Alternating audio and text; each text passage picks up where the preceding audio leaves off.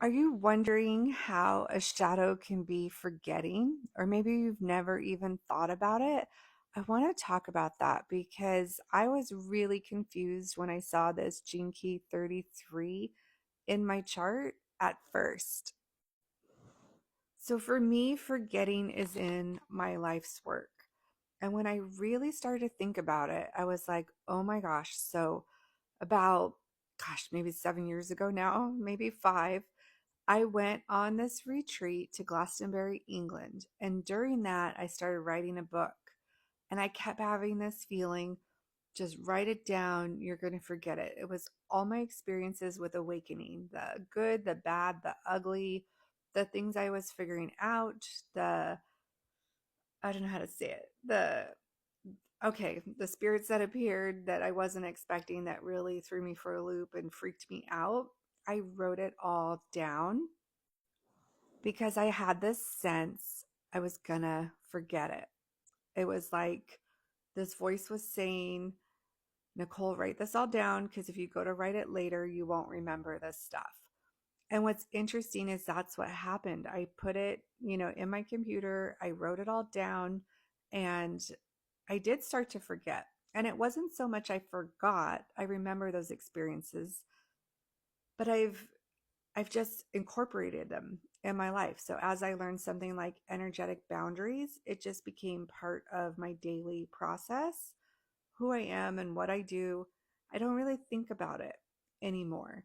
So if I were to write that same book now, like How to Awaken to Your Life Purpose, I wouldn't write it the same way. It would come from this point of view 5 years later, and it might not help the people that it's supposed to help. So when I understood the shadow of forgetting, I was like, oh my gosh, that is why I was pushing myself to do it then. And now it feels ready. So forgetting doesn't mean necessarily like, the thing we all do where you walk into one room and you're like, why did I come in here? Or you go upstairs to get something, you come down and you're like, I forgot the thing. It could mean that. But usually it means forgetting to sit down, capture the moment, be really present, reflect, like really bring those things into your life more so than just the typical way we think of forgetting.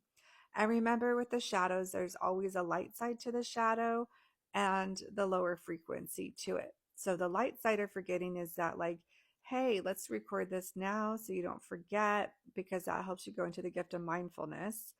The lower frequency would be hearing that same thing and being like, I don't have time to pause. I'm too busy. I just can't even. And you actually forget the thing that maybe you're here to express, to share with people, to tell people about. You might just forget your mission, your vision, your thing. So the lowest frequency is just like forgetting and being so sidetracked. The better frequency is like, oh, I should do this now. My intuition's coming in because I have this thing that I want to remember.